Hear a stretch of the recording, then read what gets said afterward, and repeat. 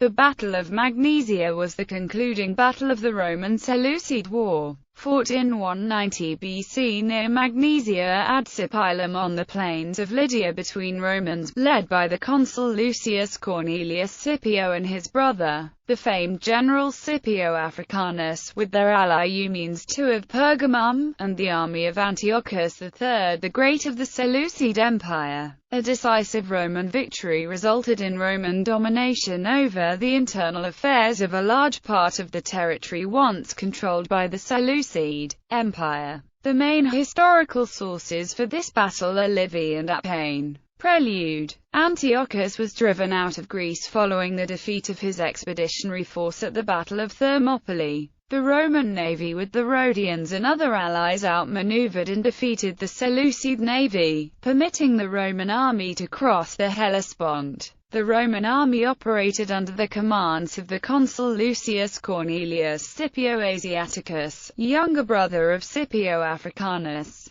who accompanied him as legatus. The Carthaginian general and dire enemy of the Roman Republic Hannibal Barca had fled to Antiochus' court after his defeat at the Battle of Zama and the end of the Second Punic War. Some believe that Hannibal was present at Magnesia. This is false, however, because Hannibal, who had commanded the fleet and lost at Eurymedon, had retreated and then fled to Crete for fear that Antiochus would lose and turn him over to the Romans' armies. Seleucids. In anticipation of the battle, Antiochus set up an entrenched camp protecting the approach to Sardis and his fleet base at Ephesus. According to both Livy and Appian, he posted his 16,000-strong phalanx, armed in the Macedonian fashion in the center in brigades of 1,600 men, 50 men wide and 32 men deep. He ordered intervals to be formed among the taxis in which he placed 2 elephants each. On the right wing, next to the phalanx, he arrayed 1,500 Gallo-Grecian infantry, 3,000 Galatian mail-clad cavalry and 1,000 Aegma cavalry, his royal household guards. Behind them he kept 16 elephants in reserve. Next to the Aegma, he placed a cavalry corps Livy calls Argyrospides, 200 or 1,200 Daher horse archers, 3,000 Cretan and Trallian light infantry, 2,500 Mysian bowmen, Sciatian slingers and Elymian archers. On the left, Antiochus arrayed another 1,500 Gallo-Grecian infantry, according to Appian men from the tribes of the Tectisagia, the Trachmae and the Tolostoboi, 2,000 Cappadocians similarly armed and a miscellaneous force of 2,700. Next to them, he posted 1,000 heavy horsemen, the companions, 3,000 more cataphracta and probably another 1,000 men of the Aegma. In front of them, he placed the scythed chariots and a unit of dromedary, camel-borne Arab archers.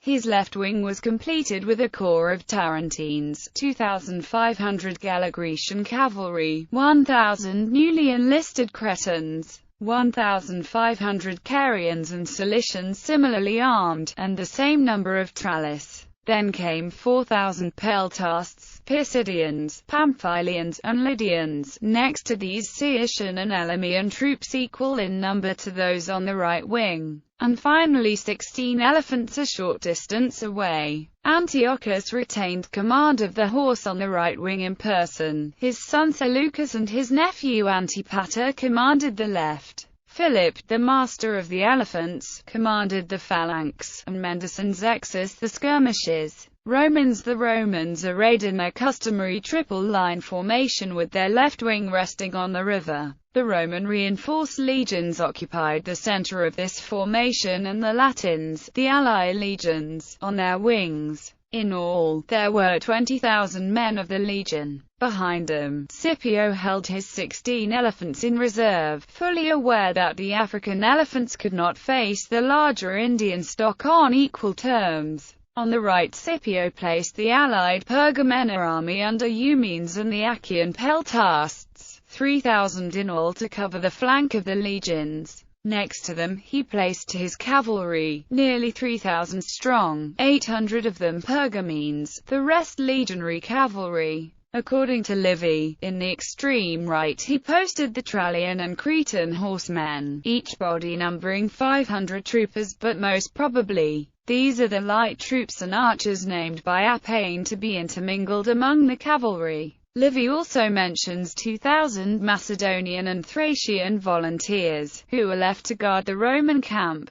Domitius was stationed with 4 squadrons of cavalry on the right wing. Scipio kept command of the center and gave command of the left, the Eumenes. In all, both writers agree that the Roman army was about 30,000 strong and the Seleucids about 70,000. However, modern sources state that the two armies might have been not that numerically different, and supports that the Romans fielded about 50,000 men, as did Antiochus. A popular anecdote regarding the array of the two armies is that Antiochus supposedly asked Hannibal whether his vast and well-armed formation would be enough for the Roman Republic, to which Hannibal tartly replied, "Quite enough for the Romans, however greedy they of the battle." The Romans wished to fight this battle before a new consul was sent out from Rome, and winter would bring the campaign to a halt. Scipio had successfully crossed the river and set up a camp only about 4 kilometers from the camp of Antiochus. Scipio's further advance from his camp was made with the river protecting his left, where he would rest his arrayed legions.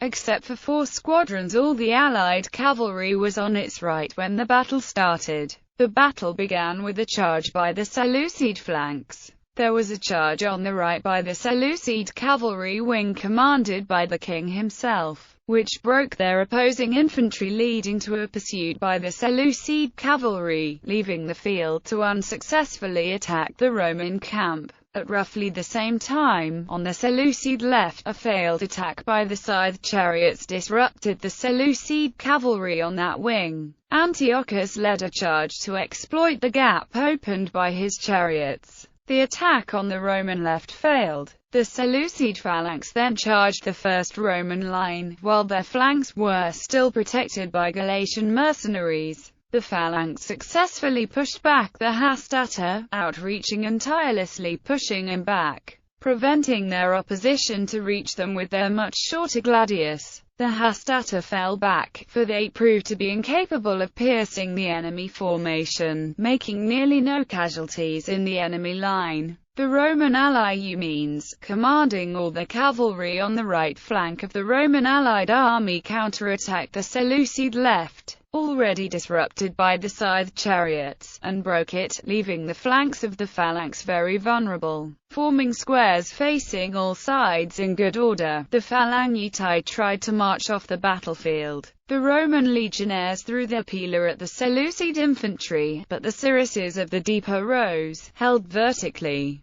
deflected the projectiles and minimized their damage. Eumenes then decided to fire all his arrows, slings and javelins at the elephants. This tactic was very successful. The elephants, inside the pike square, started to panic and charged through their own lines, disorganizing the square formation. The Roman legions charged the Seleucids, caused panic to spread, and defeated them piecemeal as their formations began to fragment. Most of the Seleucid survivors surrendered. Aftermath. After an armistice was arranged between Antiochus and Rome, the Roman army waged a campaign against the Galatians, which politically undermined the Seleucid position in Asia Minor. The Romans had a tremendous advantage throughout their campaign from their much more limited political objective. All the small powers could ally themselves to Rome because Rome sought no political annexations at this time. Conversely, Antiochus desired to conquer Asia Minor, as he saw himself in the vein of Alexander the Great.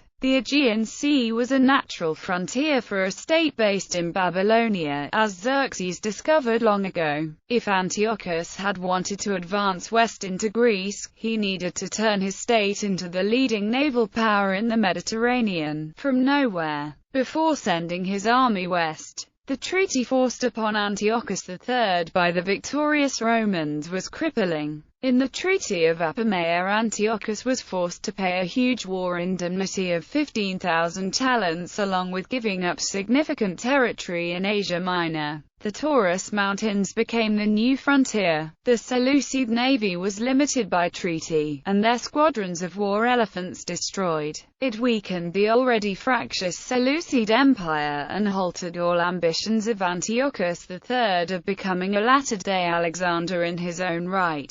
Polybius states the financial burden of war indemnity forced Antiochus III to loot temple treasuries. Some sources claimed Antiochus himself died while looting a temple. This alienated Seleucid subjects and further reduced the dynasty's prestige, which had already been sharply reduced by the decisive defeat suffered against the Romans.